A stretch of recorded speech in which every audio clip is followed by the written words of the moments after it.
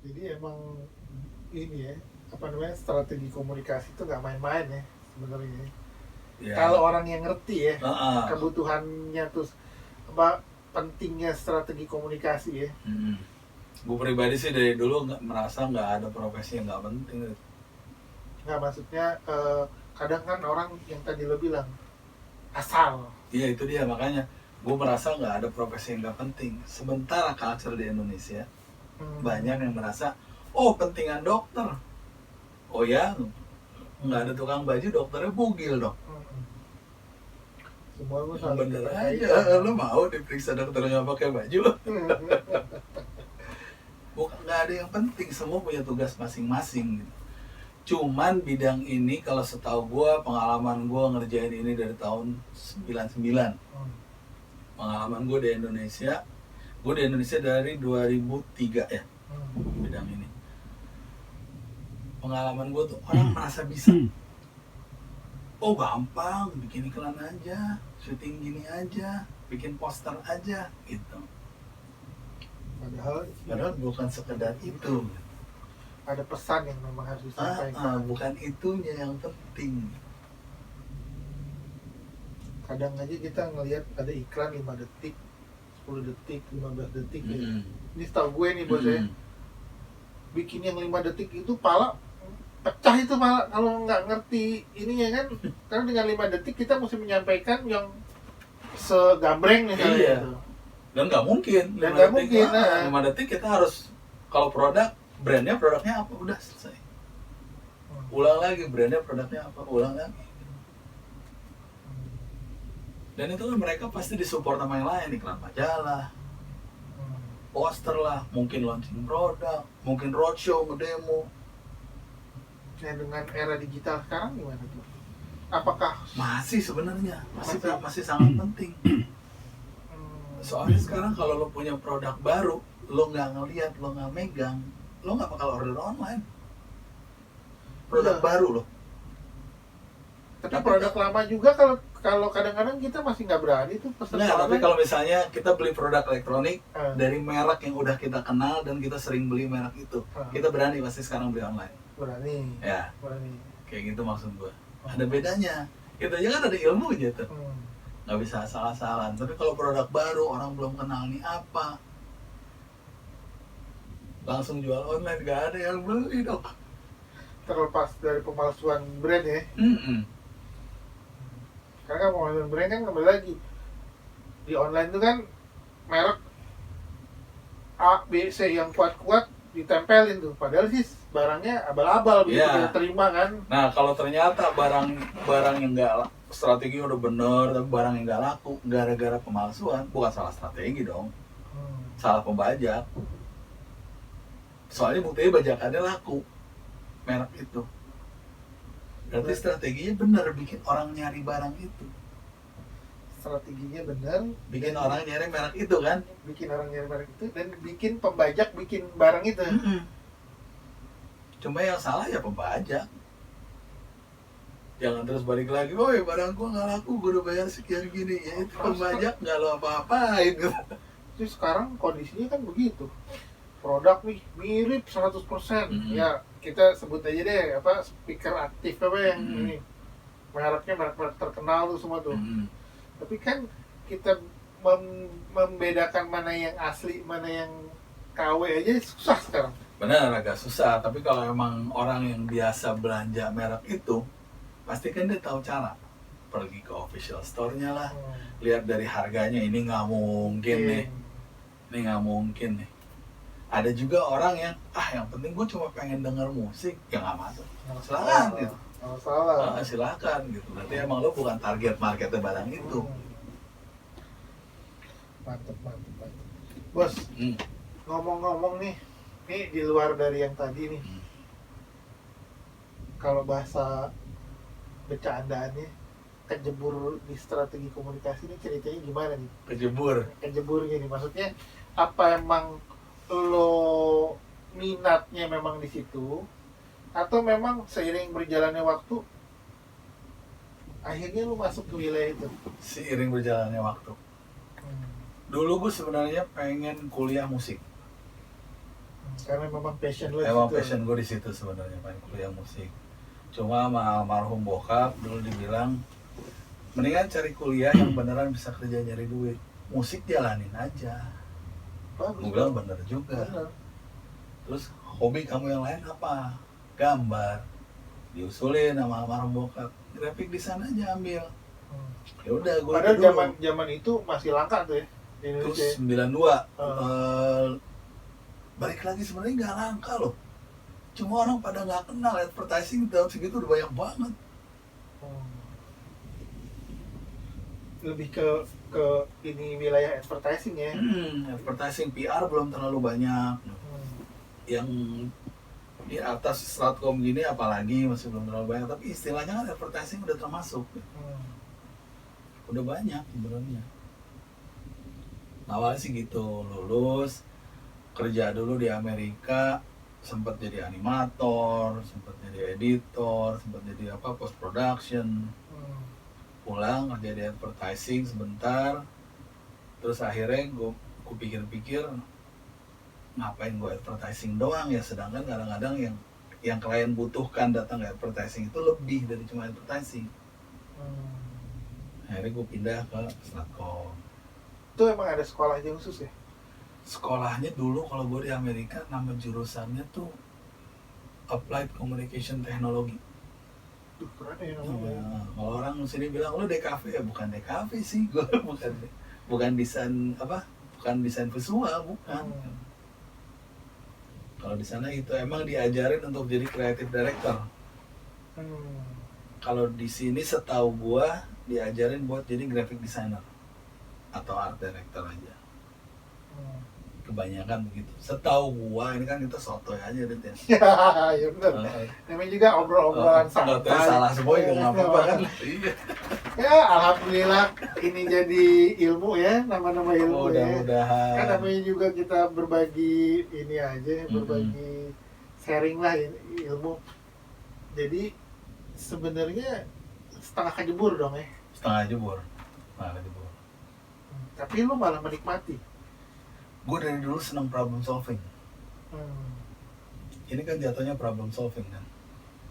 Lu analisa. Gue senang itunya. Jadi gue senang di kenapa background. Ya begini, terus dianalisa. Oh, solusinya bisa begini. Soalnya begini.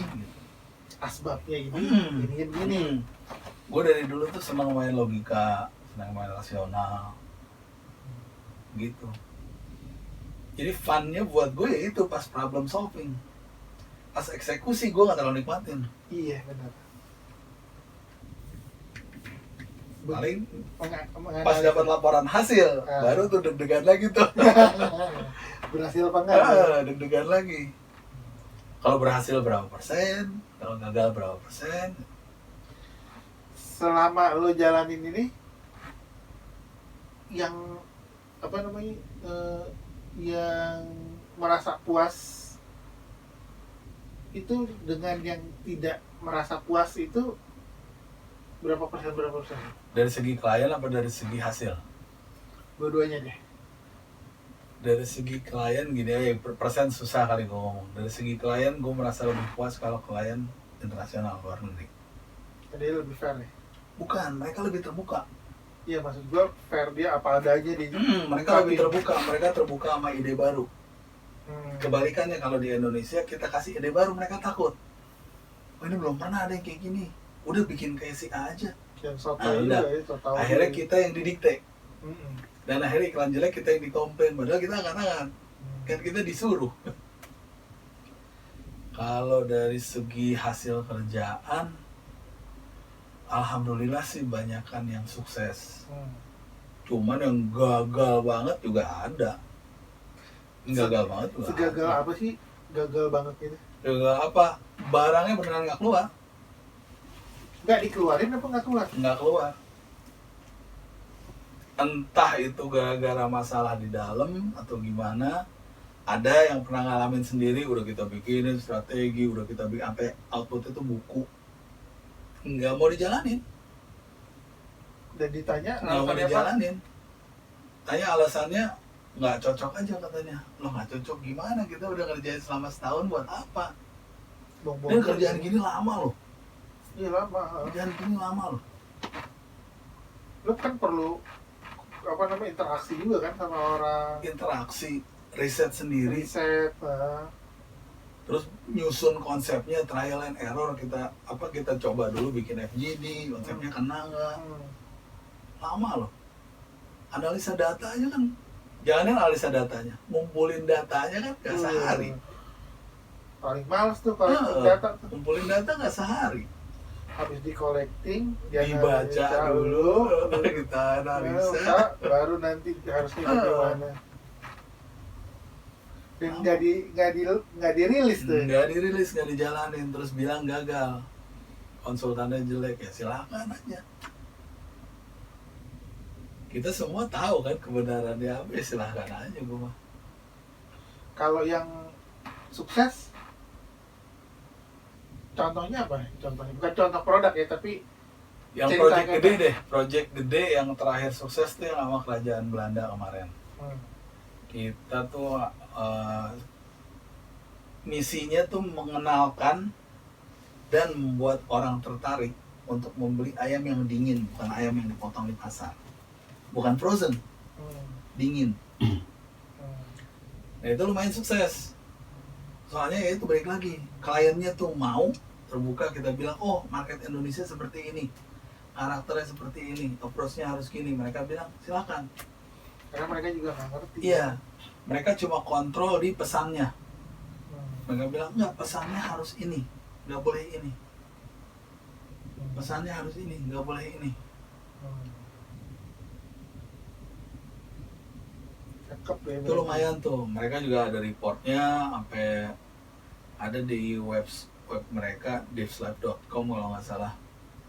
Itu mereka tulis reportnya, lumayan.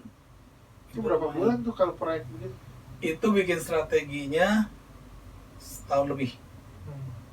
Proyeknya sendiri 9 bulan. Lumayan ya. Lumayan. Sisanya sih banyak proyek ya kecil-kecil. Kalau di bidang politik? Bidang politik belum pernah dapet. Nyaris ya dulu ya? Belum pernah dapet, nyaris. Nyaris. Tapi enggak juga lah ya. Enggak, selama ini ketemu orang politik, ngobrol-ngobrol, mereka pengen free advice, nggak bisa dong. Gue nyari duitnya dari ngasih advice. Buat apa kita? Sekolah jauh-jauh. Mereka bilang, oh nanti saya kenalin, maaf aja, kenalan nggak bisa beli beras. Ibaratnya kalau lo mau jadi, ya modal dikit gitu ya. Ya itu balik lagi, modal dikit, balik lagi. Misalnya dia bilang, oh cuma punya uang segini, ya nggak apa-apa. Gitu pikirin, gitu. Itu lebih nyaman ya. Oh nyaman banget. Gue lebih senang kalau klien yang buka budget daripada gue tanya. Ya gue cuma punya duit segini nih. Nah udah enak, bikin strateginya sekali, Rit. Jadi nggak 2 kali. Kalau klien yang, udah pokoknya bapak bikin aja dulu strategi sama penawaran harga. Kita bikin nih strategi penawaran harga segini, terus dia bilang, oh tapi duit kita cuma 1/3, kita bikin lagi dong strategi. Dari nol lagi. Dari nol lagi. Ini kan dari awal terbuka. Dari awal aja bilang, kita cuma punya segini pak, oke, nggak apa-apa. Kita pikirin. Nah di Indonesia ini ya, strategi komunikasi itu udah sampai sejauh mana sih ininya mas? Apa namanya? Apa ya? Di samping penerapannya, tapi happeningnya lah gitu ya. Wah sebenarnya sih happening ya, buktinya banyak banget di sini. Agency PR banyak, agency advertising banyak gitu. Gue kan cuma cacing di antara para naga itu istilahnya. Iya kan, nggak ada yang tahu gue kan, siapa yang kenal gue. Tapi sekali nusuk pedes tuh ya, apa namanya, modar. Mungkin gara-gara itu juga kali gak ada yang mau. Enggak, gini loh. Orang dengan bahasa strategi komunikasi itu mungkin jarang apa namanya? Mungkin hanya orang-orang di kalangan lu gitu ya dengan bahasa strategi komunikasi. Orang mungkin banyak dengarnya branding gitu, pencitraan, bikin event, launching gitu. Ya sebenarnya itu semua itu. Itu bagian dari strategi. Bagian dari itu sebenarnya. induk dari segala permasalahan itu tadi. Stratcom tuh yang mikirin perlunya ngapain, Hmm. apa perlu advertising, apa perlu bikin launching gitu. Berarti artinya begini dong, sampai di titik tertentu nanti kita butuh IO ya untuk ininya. Kalau produknya membutuhkan. Nah, terus di titik tertentu kita butuh seorang sutradara untuk bikin filmnya. Betul, kalau membutuhkan begitu. Berarti sebenarnya besar banget ya.